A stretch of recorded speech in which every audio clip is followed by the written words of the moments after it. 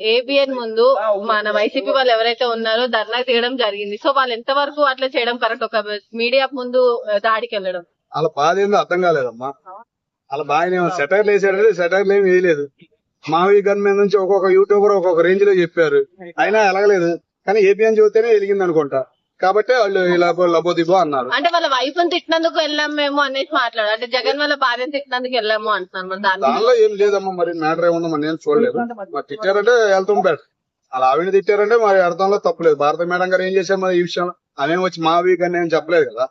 చెప్పింది జగన్మోహన్ రెడ్డి గారు. ఇంకా ఈ మావి గాని పంచాయతీ నడుస్తుంది. మరి అమరావతి కట్టేంత వరకు ఇదేనా? బాధ వేసిందమ్మా. ఇన్నాళ్ళకి మచిలీపట్నంలో పోర్ట్ ఉంది, సముద్రం ఉంది. జగన్మోహన్ రెడ్డి గారికి ఇన్నాళ్ళకి ఏమైందని చెప్పి మా వాళ్ళంతా హ్యాపీగా ఫీల్ అవుతున్నాం. మచిలీపట్నం అయినా ఓకే, మాకు విజయవాడ అయినా ఓకే, మాకు ఏదైనా ఓకే, పర్లా. నువ్వు అమరావతి అంటే అమరావతి అంటున్నావు, అది బెటరే.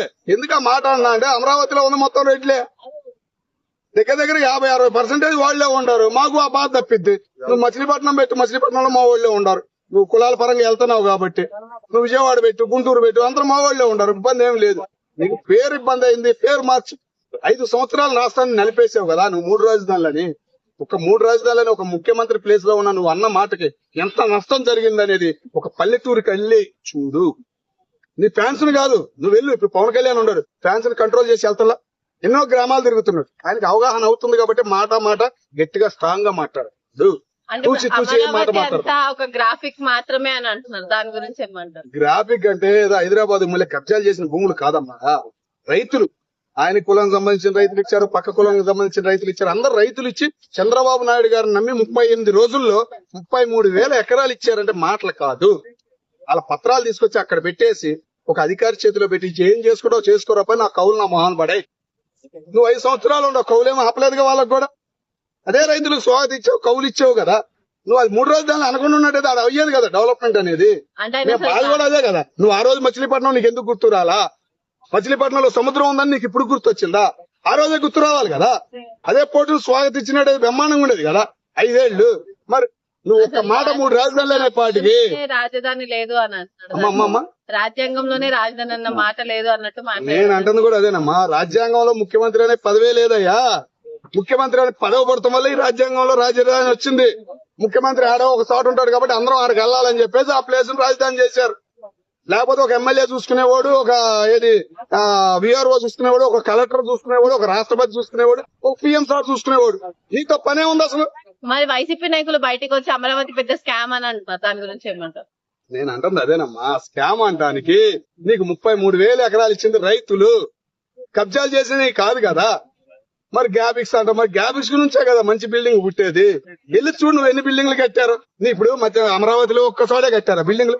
విజయవాడలో కట్టలేదా? గుంటూరులో కట్టలేదా? గుంటూరు నుంచి మన మంగళగిరి నుంచి గుంటూరు వెళ్లే రోడ్లు ఏమైనా ఉండయా? 2014, 15, 16లో ఏమన్నా ఉండయా? ఇప్పుడు వెళ్ళి చూడు ఎన్ని బిల్డింగ్లు లేచినాయి. రోడ్డు బారుతా హైవే రోడ్డు మీద. మరి ఇంకేం కావాలి నీకు? నేషనల్ హైవే ఉందన్నావు, 20 లక్షల మంది ఉంటారని ఎన్నాళ్ళు గుర్తించావా? అదే గుర్తించలేదు ఇంకా 40 లక్షల మంది అయ్యేవాళ్ళు కదా. నీకు అప్పుడు చెప్పలేదా మీ సలహాదారులు? ఇప్పుడు 20 లక్షల మంది ఉండారని చెప్పారా? మేము అంటుంది కూడా అదేనమ్మా. నువ్వు పేరు నచ్చలా, మళ్ళీ గల్లో నా పేరు. ముఖ్యంగా ఏం లేదమ్మా, ఆయన పేరు పెట్టుకోవాలి, ప్రతి దానిలో ఆయన పేరు ఉండాలి అనే ఫీలింగ్ తోనే ఇప్పుడు 11 సీట్లకు వచ్చాడమ్మా ఆయన. భయపడిపోయారు జనం. ఏంటంటే అమ్మా పొలం కొలతలు ఉంటుంది చూసావా, ఆ కొలతలు వేసే విధానం అనేది ఎవరు లేదు. ఎంఆర్ఓ విఆర్ఓ కింద ఎకరం రాపించుకోవాలంటే 1 లక్ష పెట్టాలి. నువ్వు రాయేసావు నా భూమి ఇదని గర్వంగా చెప్పుకున్నాడు రైతు. నీ పేరు, నీ బండ మీద, రాయి మీద నీ ఫోటో, ఆ బుక్ మీద నీ పేరు, నీ ఫోటో లేకుండా ఉన్నట్టయితే చరిత్రలో చెప్పుకునేవాడు రైతు అని తెలుసా. నువ్వు ఆ 3 వేయటం వల్ల ఇది జగన్ ఏళ్ళలోకి వెళ్తాడు అని చెప్పేసి నిన్ను పక్కన పెట్టారు జనం, రైతులు. నువ్వు ఇప్పటికైనా తెలుసుకో, నీ పేరు నీ ఉండాలి అని అనుకోవద్దు. జనం గుండెల్లో ఉండాలంటే నువ్వు చేసే మంచే. నిన్ను ముందు 3 తరాలు చెప్పుకోవాలంటే మంచే చేయి. మంచి ఒప్పుకుంటారు ఎవరైనా. వైఎస్ రాజశేఖర రెడ్డి ఎంత మంచి చేశాడు చూతారు ఎవరైనా. ఆరోగ్యశ్రీ చూతాడు, ఎన్నో పథకాలు చూతారు. నువ్వు అలా చేయి మంచి. నువ్వు ప్రవేశపెట్టే పథకాలు బాగానే ఉంది కానీ నువ్వు తిరగలేదు. నీకు అధికారంలోకి ఇచ్చిన పట్టాలు కట్టుకుని వెళ్లాల్సిన అవసరం ఏముంది? నువ్వు ఒక శంకుస్థాపనకి వెళ్తే పట్టాలు కట్టుకుని వెళ్తా, అది అలా అనిపించింది జనానికి. నువ్వే అవకాశాలు ఇచ్చావు ఓడిపోవటానికి అన్నట్టు అనిపించింది జనానికి. కాబట్టి నువ్వు ఈ రోజు ఎట్లా ఉండవు. సరే అవకాశం ఓడిపోయావు, ఇప్పుడు వాళ్ళు పథకాలు ఏమైనా అమలు చేస్తున్నారా? సూపర్ 6 అన్నారు, 11 మందే ఉండారు. అడిగే వాడు ఎవరు లేడు కాబట్టి ఈ 2 సంవత్సరాలైనా అమలు చేయలేదు. నువ్వే అసెంబ్లీకి వచ్చి అడుగు, అదేమంటే టైం ప్రత్యేక స్థానం ఇస్తే మాట్లాడతా. 11 మంది ఎమ్మెల్యేలు మాట్లాడతారు, మిగతా వాళ్ళు ఎవరా? నువ్వే మాట్లాడొచ్చుగా. 11 మంది ఎమ్మెల్యేలు ఒక్క క్వశ్చన్ అడగడానికి నీకు ఎంత టైం పట్టింది? నువ్వు ఒక క్వశ్చన్ అడగడానికి ఎంత టైం పట్టింది? సరే మైక్ బంద్ చేశారు ఇంకో జనం ఉంటారుగా, నీకే ఆదరణ వచ్చింది కదా. నీకు ఆదరణ వచ్చిందా లేదా? మైక్ బంద్ చేస్తే జనం ఆదరణ ఎవరికి వచ్చింది? నీకే వచ్చింది. మరి నువ్వు ఇప్పటికైనా తెలుసుకో, అడుగు వచ్చి సూపర్ 6 లో ఏడామిలా ఏందని. మరి మైక్ ముందుకు వచ్చేసి మళ్ళీ 9 తర్వాత 8 అంటాం. చంద్రబాబు నాయుడు మరి ఏం మాట్లాడతారు ఎవరైనా గానీ? అదే ఇప్పుడు ఆంధ్ర రాష్ట్రం అవతరణ ఎప్పుడైంది? 1956 అయిందంట. మరి ఆయన ఏం చెబుతున్నాడు? 1923 అని చెబుతున్నాడు. మళ్ళీ 1923 అని మళ్ళీ తెలుగు. ఏమనుకుంటారు చదువుకున్న వాళ్ళు? మిగతా వాళ్ళు ఏమో ఈయనే ముఖ్యమంత్రి మనకి చేశాడా అని ఫీల్ అవరా? ఏదైనా గానీ ఆయన గుంట ఆయనే తోముకున్నట్టు ఉంటున్నారు. ఈ మధ్య కాలంలో ఈ బ్యాచ్ ఉందా, బ్లూ మీడియా బ్యాచ్, వాళ్ళు ఏం చూపిస్తారో వాళ్ళకే తెలియదు, ఏం మాట్లాడతారో వాళ్ళకే తెలియదు. అదేమంటే ఎల్లో మీడియా మీద పడి ఆడవటం. ఎక్కువ మంది ఉంటారు, ఎక్కువ మంది. నువ్వు పెంచాయా? 3 లక్షల మంది వాలంటీర్లు తీసేసావు, వాళ్ళలో 2 లక్షల మందిని తయారు చేయలేవా? మరి ఎవరైనా అడుగుతున్నారా? వాలంటీర్ జాబ్ పోతే, ఒక జాబ్ పోతే ఎంత దారుణంగా ఉంటది. మరి అడుగుతున్నారా? అడిగే జాబులు నువ్వు ఇస్తే బాగుండేది. సొసైటీకి అడిగే విధానం అనేది ఉండాలి. నువ్వే అడగట్లా, మిగతా వాళ్ళు ఎవరేమో అడుగుతారు. చంద్రబాబు నాయుడు గారు ఎప్పటి నుంచో ఒకటే స్టాండ్ తీసుకున్నారు, రాజధాని అమరావతి అని చెప్పి. ఎప్పటి నుంచో రాజధాని అమరావతి అని చెప్తున్నారు, కానీ రాజధాని 3 రాజధానులు అని చెప్పి వైఎస్ జగన్మోహన్ రెడ్డి గారు చెప్పారు కదా. మళ్ళీ ఇప్పుడు మాట మార్చుకుంది, ఎందుకంటే ఒకటే మాట మీద ఉండొచ్చు కదా. నేను అంటుంది అది కదన్నా, నీకు పేరు నచ్చలేదు అన్నావు. పేరు నచ్చలేదంటే ఎవరైనా స్వాగతిస్తారు. ఎందుకంటే అమరావతి పేరు చరిత్ర నీకు తెలియదు అని అంటారు ఎవరైనా. అమరావతికి ఒక చరిత్ర ఉంది. ఇక్కడ ఎంతో మంది బౌద్ధులు వచ్చారు, ఎంతో మంది మేధావులు వచ్చారు. రాజ్యాంగం రాసిన మేధావులే అక్కడికి వచ్చి మారిపోయిన చరిత్ర ఆ జిల్లా అమరావతి ప్లేస్ కి ఉంది అనేది నీకు తెలియదు. కాబట్టి నువ్వు అట్లా మాట్లాడుతావు అని అనుకుంటారు. కానీ ఇలా పేరు మార్చలేదు, పేరులో నా పేరు ఉండాలి అని నువ్వు అనుకుంటే నీ ఆలోచన విధానం అనేది అందరికీ అర్థమైంది.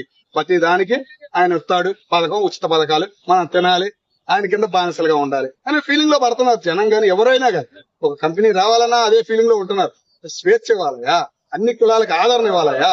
ఈ రోజు టీడీపీ ఉంది అంటే అది ఒక్కటే, కింద కులం నుంచి పైకి తీసుకొచ్చింది. పైన కులాన్ని ఏం తొక్కలా, కింద కులాన్ని ఏం తొక్కలా. ఏ కులంలో నీకు దమ్ముంటే రారాబాయ్ బయటికి, నేనుండా, మాట్లాడు, నువ్వేం చేస్తావు జనానికి చెయ్యి, నీ వెనక నేనుంటా అంద. కాబట్టి అట్లాంటి పార్టీలతో పవన్ కళ్యాణ్ గారు కలిశారు, కూటమి పార్టీని ముందుకు నడుపుతున్నారు, జనం నుంచి ఆదరణ పొందుతున్నారు.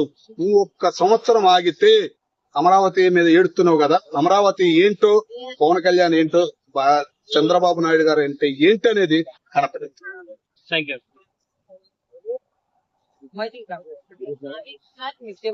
ఇదేనా ఎవరిదా? పాలిటిక్స్